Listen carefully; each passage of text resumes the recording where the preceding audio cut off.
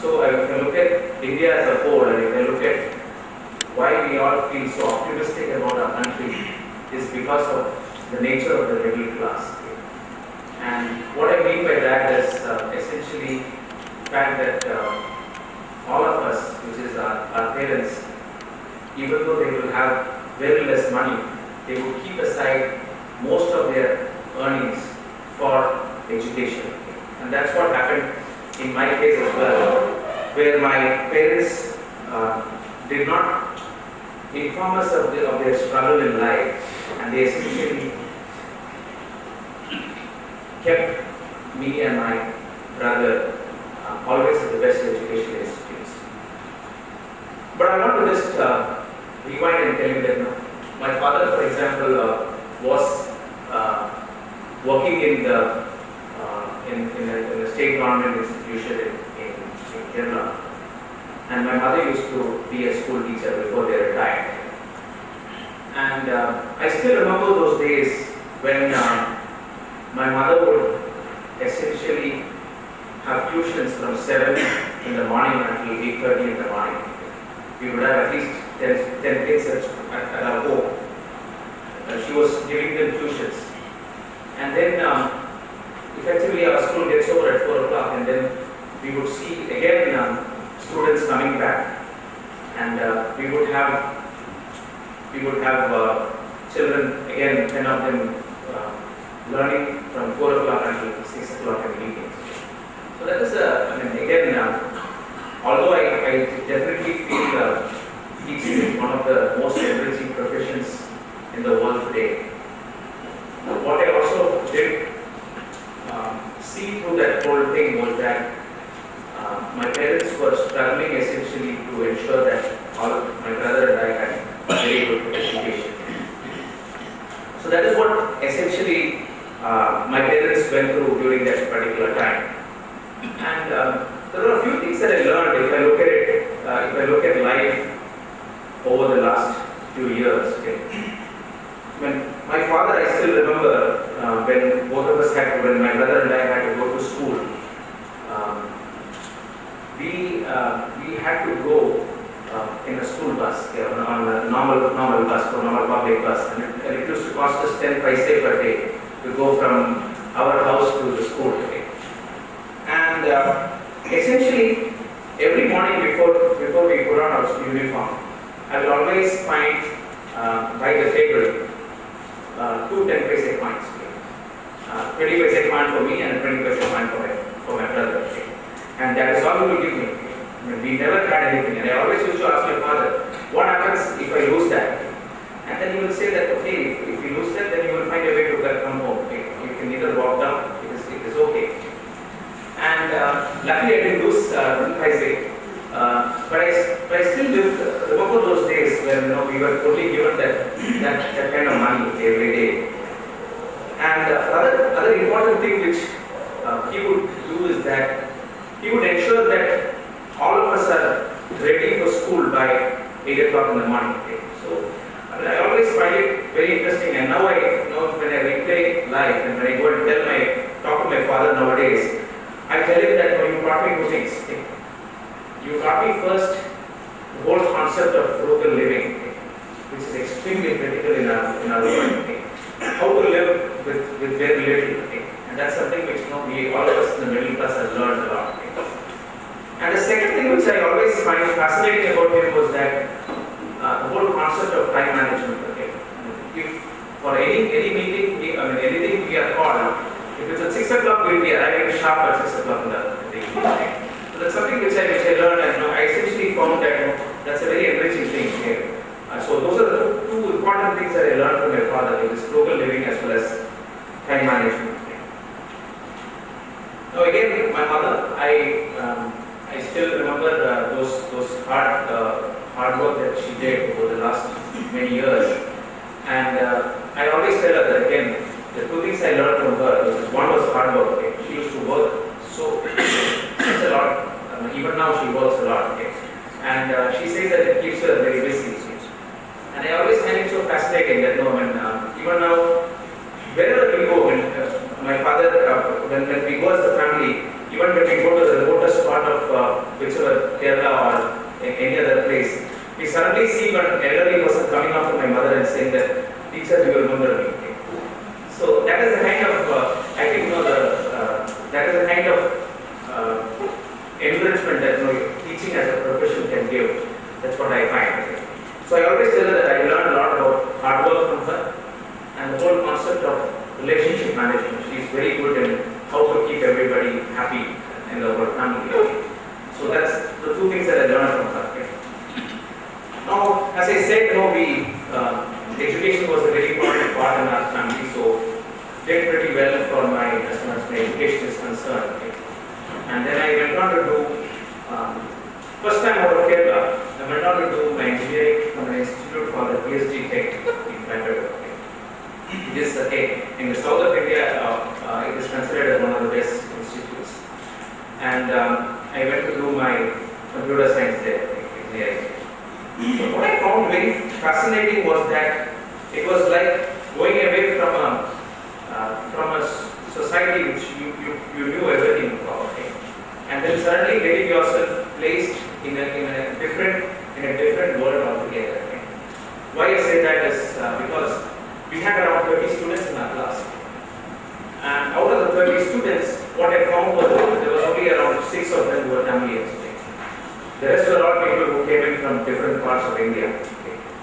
And it was so fascinating because when I was again used to working with a particular set of individuals or set of culture, and then I suddenly got myself transposed to something which is very different, which is essentially working with multi-cultures. And then I found that very interesting. All of us had to obviously stay in the hostel, so it was not an easy experience living in hostel away from your parents. But it taught me a lot of things. Like, for example, it taught me how to be independent in life. And I always tell all the kids that I talk to that you have to go through one round of staying away from home in a hostel, because hostel teaches you so many different things and teaches you how to be very independent in life.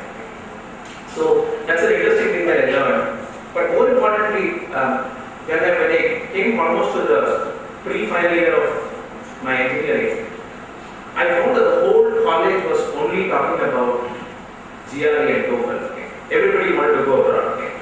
And typically from our institute, what I found is that after IIT Madras, PhD Tech had the maximum number of people going outside to do an education in some high studies. So everybody was talking about going to the US and doing an MS and doing a GRE and TOEFL. And the first time that again somebody coming in from Kerala, we are not exposed to that, had to go through the grind and then essentially try to become competitive in life. So I also decided that I will also take the plunge and write my GRE and TOEFL. I did write my GRE and TOEFL. I got fairly decent marks, both for GRE and TOEFL. But that was the year of 1991. If you recollect, there was a time when Mr. Manmohan Singh was the finance minister of India. And at that time, I got actually admission into a pretty decent university in the US, a pretty good university in the US. And they only gave me half A. They said the rest half A you have to come here and then you have to see for yourself. If you think you are good, then we will give you the rest of the A. And we didn't have huge property to go and keep it in a bank to essentially get a collateral, to take loan. But eventually, whatever we had, I convinced my parents that perhaps that is the best option, and then we went to the bank and put all the money and took it as collateral and actually got a lot of dollars. And then what I saw was that over 2 months our currency was devalued 2 or 3 times. And then what it meant was that if I had $10,000, it came quickly to around $7,500. Over a period of 2 months. And that's why I think what is happening right now with kids as well. I mean, they must be going through the same thing, because currency devaluation, especially for students, is a bad thing, extremely bad thing. And I could not go to the US. I decided that perhaps I was completely disheartened. Okay. I saw all my friends go to the US and I was the only one left behind. I couldn't go to the US and I felt miserable in life. Okay. Extremely miserable because there was a good university offering me partial aid and I couldn't go to the US. And it taught me a whole lot of things. Okay. It taught me that if I look back now, okay, it's probably the best thing that has happened in life. Okay, that I couldn't go to the US at that time. Okay. Because if I had gone to the US, I would have probably settled down there, did something over there, and finally, so I'm extremely happy. Okay. So I decided at that particular time that perhaps it is best that I try to do an MBA. Okay. And then I did all my exams here and finally got into General Alpha, from where I did my management. So that taught me a huge lesson, which is do not get disappointed in life. Okay? Take life in its stride. A lot of things are beyond your control. Like Manmohan Singh devalued that is beyond my control. Like, we can't do it. Right? So there is no point in thinking of it, okay? And worrying about it. So essentially that is the first thing, that is a very important lesson that I learned in life. Then after my MBA, I joined this fascinating organization called TCS. Okay. Very fascinating because day one of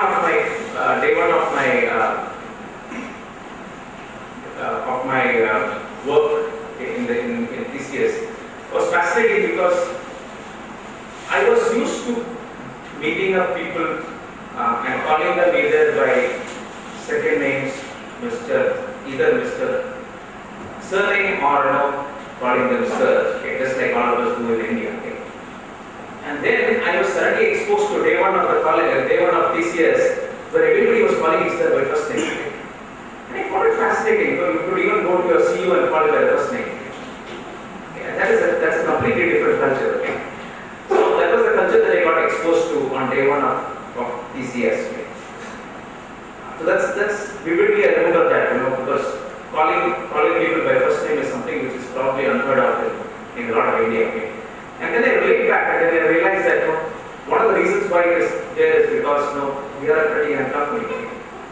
Today we have around 278,000 people in the organization. Okay. And the average age in the company is 27 years. Okay. So pretty young company. Okay. So that is one. And the second one is because when you go abroad, nobody comes and calls you by second name, everybody calls you by your name.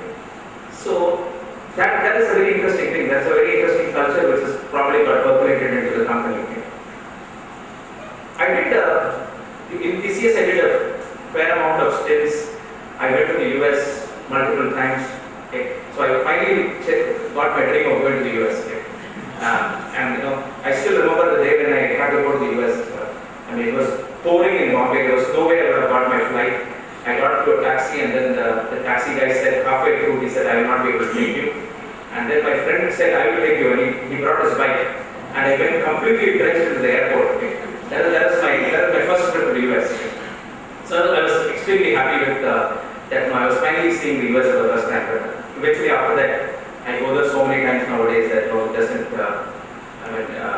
It is. I don't regret that I couldn't go to the US at that particular time.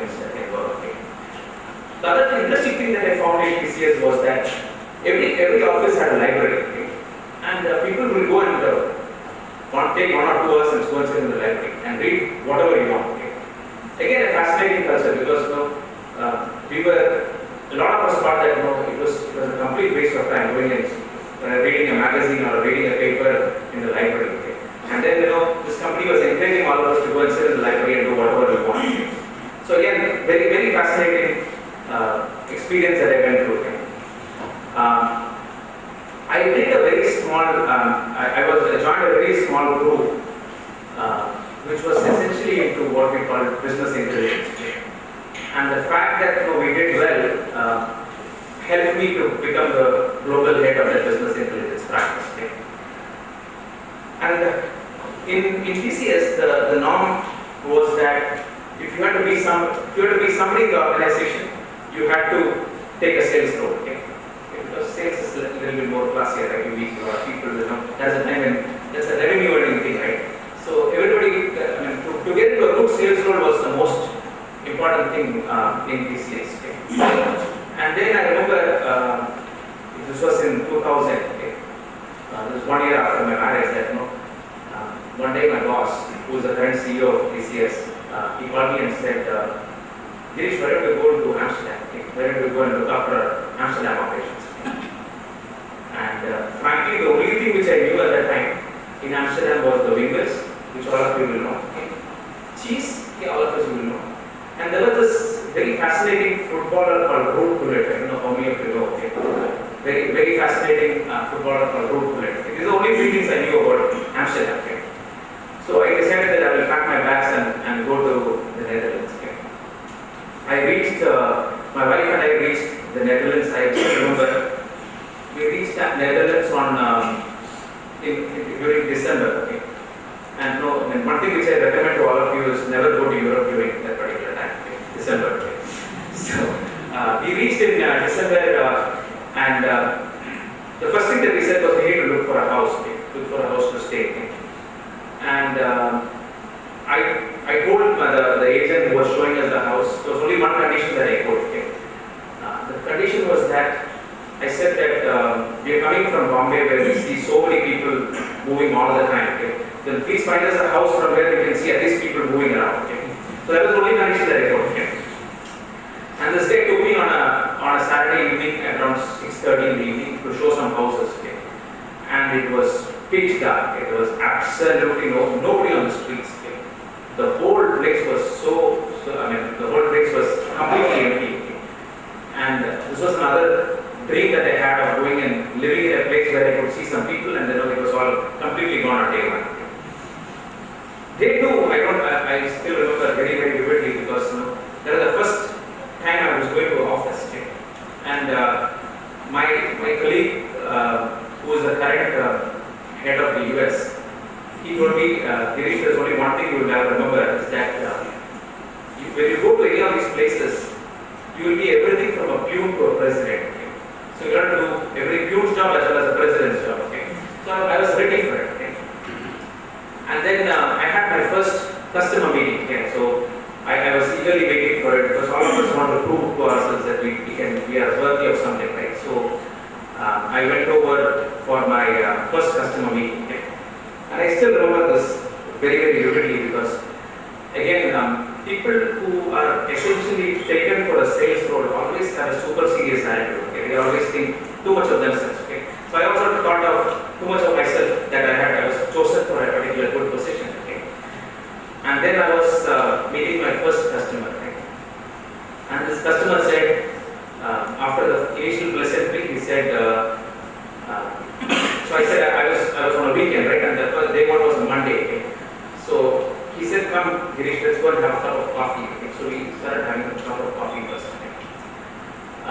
After a cup of coffee, then the next about the rains, about the weather. Okay?